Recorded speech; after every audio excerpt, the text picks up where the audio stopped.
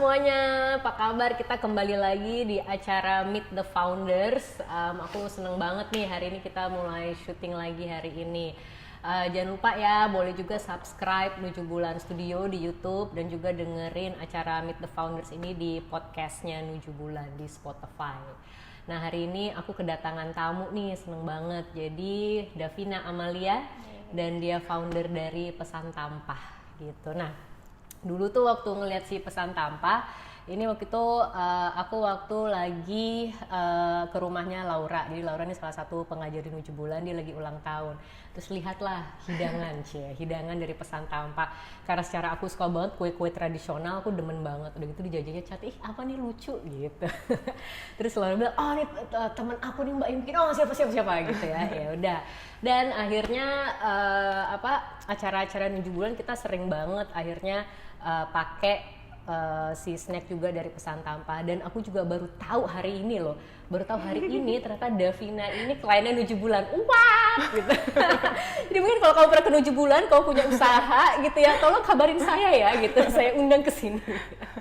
Ya, kayak Davina apa kabar? Baik. Aduh, makasih banget ya udah bersedia datang ke sini ngobrolin tentang si bisnis kamu ini. Kayak seperti biasa nih, aku kalau di acara Meet the Founders aku selalu nanya awal mula ada Pesan Tampah tuh ceritanya bagaimana? Oke, awal mulanya tuh sebenarnya 2017. Jadi ini bisnis tuh bareng kakakku sebenarnya. Jadi ada kakakku sama aku. Kalau aku sendiri tuh awalnya bener-bener cuman karena pengen punya waktu yang lebih fleksibel buat anak sih gitu. Nah kakakku udah mulai suka jualan-jualan duluan, tapi jualannya tuh kayak ibu-ibu biasa aja, dia jualan apa aja yang dia bisa gitu dijual-jual. Nah akhirnya aku ngeliat kayak, aduh aku kayak pengen resign, pengen lebih punya more flexibility time untuk anakku. Akhirnya aku ngajakin kakakku, yuk kita bisnisin si kue ini serius gitu. Jadi kita iya, jadi kayak kamu sebenarnya kerja kantoran. Kerja bidang apa dulu? Aku dulu di marketing. Gitu. Hampir 8 tahun. 8 tahun ya? Jadi bener-bener kantoran banget. Jadi tuh dulu aku justru pas single tuh nggak pernah kepikiran punya usaha sih, kayak pengennya tuh jadi wanita karir gitu lah, sosok ambisius gitu. Terus setelah punya anak, deng gitu, kayaknya aku kurang cocok nih jadi wanita karir gitu. Kayaknya aku pengen punya waktu yang lebih fleksibel sih, bukan waktu yang not necessary lebih banyak juga, tapi kayak lebih fleksibel, bisa aku atur sepenuhnya gitu. Jadi muncullah si Tampah itu sih sebenarnya. Terus kenapa kue? Karena, jadi kebetulan tuh aku emang suka makan kue gitu. Oh, suka makan kue. Tapi kamu hobi masak, hobi baking gitu nggak? Hobi jadi kayak, jadi hobi masak, tapi tuh emang suka makanan Indonesia gitu. Jadi lebih suka makanan Indonesia. Terus ya suka kue-kue jajanan pasar, dan waktu itu pas tahun 2017 tuh aku ngadain research kecil lah gitu, misalnya ngeliat di Instagram, misalnya ngeliat di sosial media, ngeliat yang kue-kue fisik gitu, tuh masih dikit banget pemain yang nge-brandingin kue basahnya gitu. Adanya pemain lama kan, banyak kayak yang depannya H gitu, atau apa ya? Apa ya, nggak tahu sih. L gitu ya, M, gitu ya. Ini gitu-gitu yang pemain-pemain yang lama, yang besar, tapi kayak masih jarang nih pemain baru, dan yang fokusnya ke kue-kue tampah, yang kue-kue kecil itu tuh kayak nggak ada. Jadi biasanya kan mereka punya toko kue, terus si kue tampah ini kayak sampingannya lah ya, kalau ada yang mau pesan kue tampah boleh.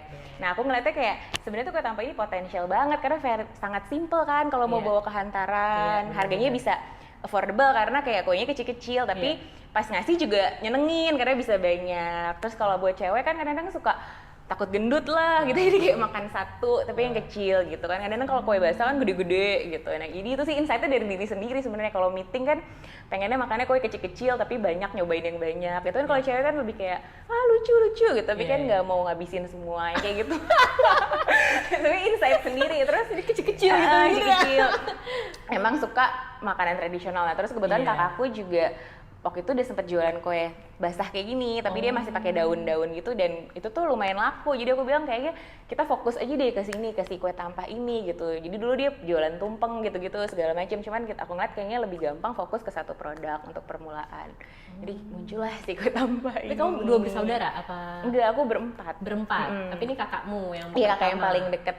Enggak, yang paling atas. Aku tuh anak terakhir, anak keempat. Ini sama kakak yang pertama ya? Anak yang ketiga. Yang ketiga, yang paling perempuan juga, juga, perempuan juga. Gitu. Jadi ini yang kayak desain gini juga kamu juga?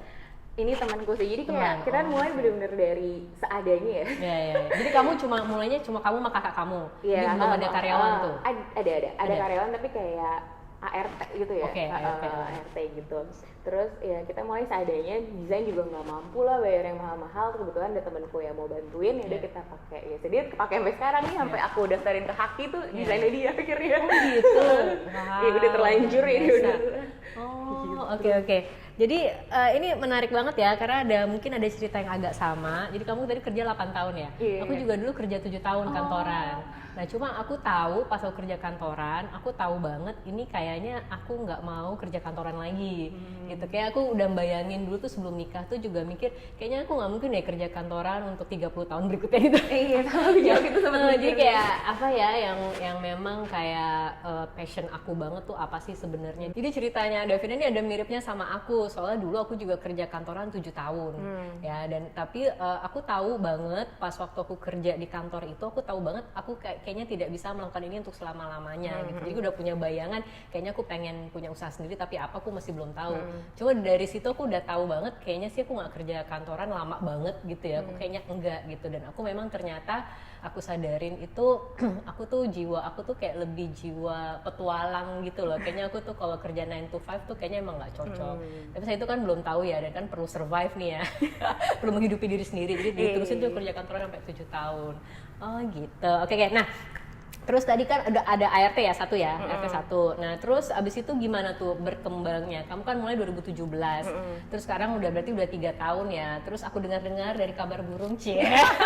Kamu sekarang sudah punya tempat sendiri, tuh keren banget ya. Itu Gimana kecil, ya? toko Iya, kecil tapi tetap doang. aja gitu yang dari yang cuma mungkin menghantarkan, mungkin karena kamu orang yang marketing kan, mungkin kamu udah tahu gimana nih aku bisa marketingin produk aku gitu. Cuma kan dari yang kayak cuma kamu sama kakak kamu, terus ada satu karyawan untuk bantuin, tiba-tiba udah punya tempat secara fisik sendiri, itu kan menurut aku progresnya tuh pesat banget ya.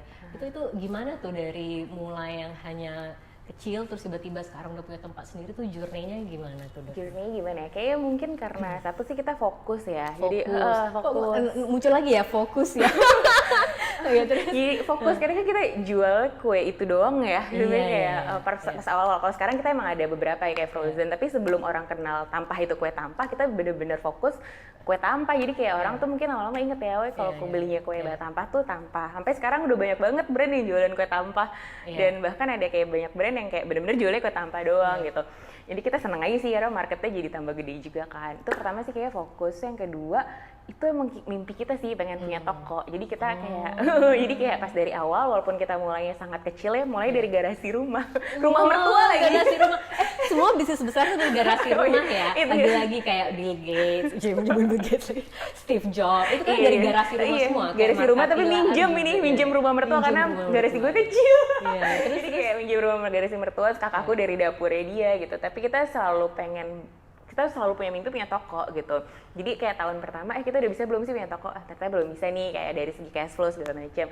Tahun kedua kita cek lagi gitu, kira-kira ini udah bisa kayak belum gitu. Tapi kita selalu punya goals, oke tahun ini kita harus nambah karyawan segini, tahun depan harus nambah karyawan segini, sampai tahun ketiga ini ternyata kayak dari segi sumber daya manusia kita udah bisa produksi supply toko, terus juga dari segi cash flow kita mampu lah untuk punya toko ini gitu. Akhirnya udah punya toko. Jadi toko ini sebenarnya harusnya bukanya Mei, cuman gara-gara Koronces mundur. Jadi emang berawal dari mimpi ya? Iya sih. Semuanya kayaknya gitu deh, kalau punya usaha kayak awalnya memang dari mimpi ya. Kayak mimpi tuh yang bikin kita bergerak sih ya, Mbak. Nggak sih, kalau misalnya kayak cuman pengen jualan gitu, pengen untung, pas udah untung terus kan kayak udah seneng ya. Tapi kalau ini tuh kita emang tahu sih kita nggak mau berhenti sampai sini. Kalau kakakku tuh pengennya ini ntar tokonya nanti bisa diwarisin ke anaknya kayak gitu, anaknya bisa punya toko cabang. Jadi ada sesuatu yang bikin kita bergerak gitu sih. Jadi kayak ada legasinya juga. Ada legasinya gitu, bener-bener legacy loh. Oke. Jadi kalau boleh tahu selama 3 tahun ini tantangan terberat buat kamu tuh apa nih pas menjalani bisnis? Tantangan terberatnya, nah ini tuh beda-beda. Jadi pas stage awal tuh tantangan terberatnya itu adalah operasional gitu ya, operasional. Karena ngajarin bikin kue ke satu, susah kan ngajarin bikin kue itu kan sangat susah. Jadi itu operational yang akhirnya nyangkut ke produk quality gitu. Pas kita kerjain sendiri semuanya bisa, kualitasnya bisa kita jaga, tapi ketika kita coba delegasikan ke orang, tiba-tiba ada rambut lah, padahal udah pakai topi gitu, sampai stres banget gitu kan. Kayak tiba-tiba kuenya ada yang basi lah, kayak gitu tuh aku udah makan asam garam kehidupan sampai nggak bisa tidur gitu kalau ada yang komplain. Nah itu tuh operational banget sih. Jadi kita apalagi kan mulai dari nol ya, jadi kita nggak punya basic, maksudnya nggak pernah punya basic di catering, nggak pernah punya basic di kuliner, jadi kita tuh nggak tahu sebenarnya kayak SOP yang bener tuh kayak gimana sih, gitu, peralatan yang harus dipunya sebuah catering tuh gimana sih, kayak gitu. Jadi ngebangun operational tuh di stage pertama. Sekarang sih udah lumayan bisa belajar ya along the way, tapi ada lagi kan masalahnya mulai karyawan, udah punya karyawan banyak. Sekarang kalau boleh tahu karyawan berapa? 22. Luar biasa, 22. Jadi 1 ke 22. Ini emang dengerin sampai selesai ya, kamu jangan klik stop pokoknya dengerin sampai selesai. Terus habis itu Karyawan juga punya masalah kayak keluar masuk. Jadi pernah tuh ya, ini kejadian aku inget banget. Pesanan tuh lagi banyak-banyaknya. Aku punya karyawan 6 waktu itu dari satu kampung lah gitu ya, di satu desa. Besok tuh pesanan banyak banget, malamnya dia mau resign. Semuanya aku pengen nangis kan, gimana nih ya, udah stres gitu kan. Akhirnya mereka resign karena ada satu masalah. Aku tuh sampai nggak tidur hampir 24 jam tuh gue nggak mati ya. Karena gue yang bikin pesanan sendiri. 2000 berapa tuh? 2000 awal-awal. 2000 awal. Nah, tuh, jadi yang resign berapa orang? 6 dari 6. 6 dari 6 semuanya. Iya, semuanya. Jadi akhirnya aku pinjem mbaknya mertuaku. Siapa aja dia yang bisa mbaknya tetangga. Stres banget dong. Iya, itu stres banget sih. Itu bikin kue tuh ternyata gitu sih, nggak enaknya itu ya. Kalau masak kan kita udah janji sama orang besok kan, nggak mungkin enggak juga. Apa yang bisa bikin kamu bangkit tuh? Bangkit apa ya? Jadi tuh emang aku tuh emang agak susah menyerah sih giginya, jadi kayak emang gitu gigi misalnya agak susah, jadi kayak paling sedih gitu, nangis tapi besoknya kayak balik lagi gitu, jadi kayak tipenya yang nangis habis itu besok. Nah kakakku lebih cuek, jadi kayak jadi kita emang kayak melengkapi stres nih tapi besoknya kita bangkit lagi. Cuman apa yang bikin kita ngelakuin ini terus tuh karena kita tujuan awalnya sih Mbak, karena aku kayaknya ngerasa nggak bisa balik lagi corporate, kayaknya aku nggak cocok lagi aja kerja di corporate, jadi kayak kalau nggak ini gue ngerjain apa lagi ya. Dan emang itu tadi sama yang kayak passion ya, emang yang aku suka sih kue, masak, jadi kayaknya kalau yang ini aja susah, yang lain pasti lebih susah deh. Ngerjain bisnis ini aja susah, yang lain pasti lebih susah deh gitu. Jadi kayak ya udahlah, cuma ini yang bisa gue lakukan, jadi kita lakukan saja. Terus jadi waktu pas si 6 orang ini resign, terus hal pertama yang kamu lakukan tuh langsung nyari yang baru apa tadi gimana, kamu minta tolong? Iya itu kan karena kan pesanan besok tetap berjalan, jadi ya udah aku lah jadi merangkap buat kue. Sambil nangis-nangis mungkin ya. Suamiku juga mandirin risol, dia tuh sampai inget banget. Jadi tuh kayak pas awal-awal tuh pengorbanan itu banyak banget sih, baik dari keluarga juga. Jadi kayak suamiku tuh juga pulang kerja capek, so aku paksa tolong dong pandirin risol gitu. Terus kayak ibu mertuaku juga bantuin ngedadar risol, jadi kayak jadi akhirnya semua bisa gitu. Itu termasuk berarti udah stres, baper juga ya kali. Iya stres sih, karena capek banget. Aku inget banget, aku dulu pernah ngobrol sama teman aku. Aku juga mungkin dulu pernah ngalamin nih sama kayak Davina gitu, ada hal-hal stres gitu ya. Terus dia bilang gini, kalau baper mah gak usah bikin bisnis katanya. Iya, aku juga pernah denger sih. Iya kan? Bener-bener. Tapi gimana gitu kan, aku juga awal-awal kan, jadi kayak nggak ngerti gimana ya gitu. Makanya kayak, pas denger Davina, kayaknya aku bisa relate banget tuh gitu ya. Tapi itu bener sih Mbak, aku juga suka cerita. Nah kebetulan tuh ada salah satu support systemku tuh, support system teman-temanku tuh sama-sama resign pada waktu yang agak-agak mirip dan bikin bisnis barengan. Jadi itu kita suka cerita. Gitu. Ya kayak, lo gimana ya, gue juga gini. Karena stage-nya hampir mirip, jadi kayak ya bisa relate each other dan itu bikin kita kayak lega gitu. Apa yang bisa kamu pelajarin ya dari kayak kejadian itu? What's like the most important lesson from that experience? Ya itu sih kalau di bisnis aku tuh karyawan tuh kuncian banget ya, karena kalau karyawannya hilang stop produksi kan, dan untuk skala sekarang nih aku nggak bisa ngerjain sendiri, kayak bisa gila gue iya kan, jadi gitu.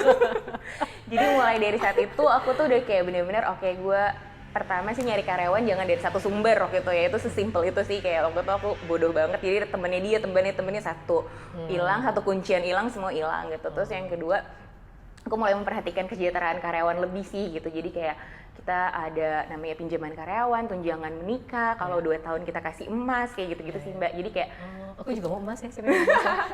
ada outing, jadi kayak udah mulai kita bikin kayak perusahaan, walaupun sebenarnya sih kayak UMKM doang kan, tapi kita bikin ya biar mereka juga betah sih. Ini alhamdulillah sih ini kayak udah 2 tahun belum ada yang resign. Wow. Jadi sejak itu tuh kayak udah betah-betah semua sih alhamdulillah. Jadi misalnya nih di rumah lagi nonton ya, mungkin mereka juga tergerak, aku juga pengen nih bisa bikin usaha. Karena aku yakin banget nggak hanya Davina nih yang ngerasa mungkin setelah kerja di kantor pengen buka usaha setelah punya anak, karena mungkin pengen punya lebih banyak waktu untuk anak, bisa lebih punya tadi ya, punya waktu yang fleksibel. Aku yakin mungkin banyak banget yang merasakan hal yang sama nih. Mungkin kalau ada yang nonton gitu ya.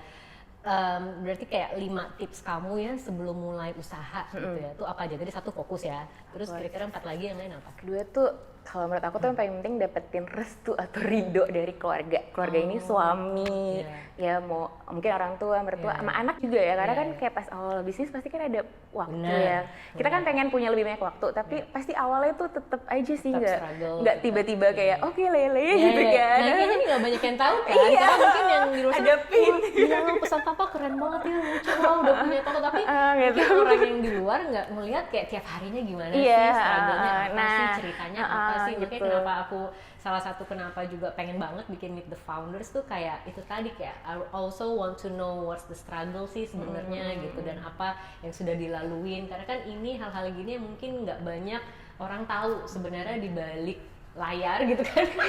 Banyak yang terjadi loh gitu, coba mungkin pada nggak tahu aja gitu kan. Iya makanya itu menurut aku tuh restu suami, terutama suami kayaknya ya, itu penting banget sih, karena kan pas awal-awal apalagi kalau dengan modal seadanya gitu, mungkin kalau 7 bulan tiba-tiba udah punya tim ya, kalau aku tuh kan nggak ada tim, jadi yang ngebales chat admin aku, terus yang bikin waktu itu aku, terus yang ngirim aku gitu, cuman jadi itu semua dilakukan sendiri, dan itu kan berarti waktunya kan bener-bener terbuang ya, jadi itu waktu itu aku sampai mikir, ini kok aku jadi pengen punya banyak waktu mau bisnis, tapi kok setelah resign malah aku kayak hampir nggak ada waktu sama sekali gitu. Sempet kayak gitu juga sih, sempet kayak, gila untuk dapetin 100.000 itu susah banget.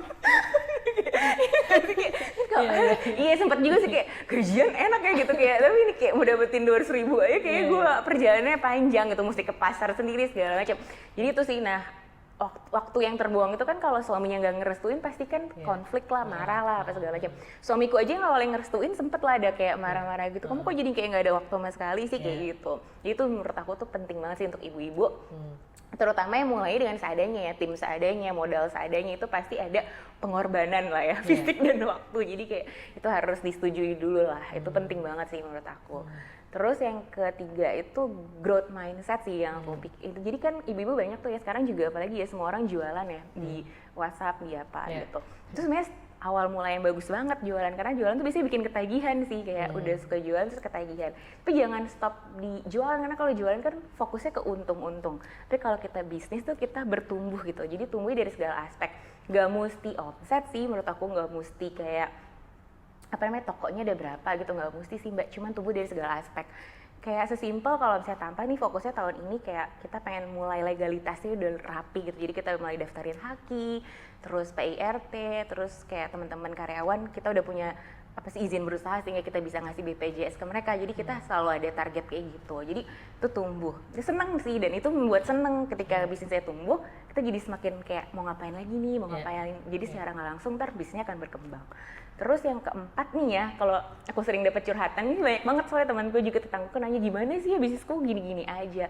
Itu yang paling sering tuh ibu-ibu nggak takut mendelegasikan sih. Terutama kalau yang bikin kue ya, takut mendelegasikan, kayak temen tangan gitu ya. Tetanggaku tuh enak banget makanannya, kayak wah gila lu Mak, kenapa nggak lu bisnisin aja gitu, ini kan enak banget gitu. Otak gue udah mulai jualan gitu kan. Itu aku tuh nggak bisa punya mbak gitu, mesti nggak bisa punya karyawan, aku tuh perfeksionis gitu. Iya sih gitu, tapi ya kalau emang mau besar nggak mungkin dikerjain sendiri, apalagi kue gitu, karena kan berarti kan kalau kita kerjain sendiri ya kuenya ya omset maksimalnya omset seberapa banyak kita bisa bikin hari itu kan gitu. Jadi mau nggak mau kita mendelegasikan gitu, dan di awal-awal mendelegasikan pasti kan emang ada masalah gitu, tapi ya udahlah ambil resikonya kalau emang mau besar. Gitu sih. Udah baru 4 ya, satu lagi apa ya? Satu lagi apa? Tadi kan ada fokus, terus keluarga. Ini mungkin termasuk support system yang kamu bilang ya, karena keluarga juga termasuk support system paling utama malah keluarga ya. terus growth mindset, terus Yang keempat, delegasi, ya yang kan? kelima mungkin ini kali ya, Gigi tadi juga termasuk sih. Fokus dan gigi. gigi itu kayak harus ya Gigi pokoknya. harus ya? Yang kelima itu sih selalu inget mau nggak mau ya selalu inget awal tujuannya dibikin Awal untuk apa tujuannya. sih. Kalau kayak aku tadi kan ya sebenarnya nggak semata soal untung sih, tapi Iya. lebih ke anak, tapi Iya. pengen juga dapat duit dari situ gitu. Benar, Jadi kayak benar. ya karena itu selama aku masih bisa, jadi aku selalu bersyukur sih, misalnya kadang-kadang kan naik turun ya, Iya. kayak kemarin pas pandemi sih wow Oh, kacau iya, pandemi banget. gimana sih? Melanjutkan pertanyaan berikutnya. Oh itu kacau banget, jadi kan kita selalu inget, oke kita bikin ini tuh nggak cuma untuk uang gitu, tapi Iya. untuk ya aku punya flexibility time itu juga udah sesuatu yang harus aku syukurin gitu.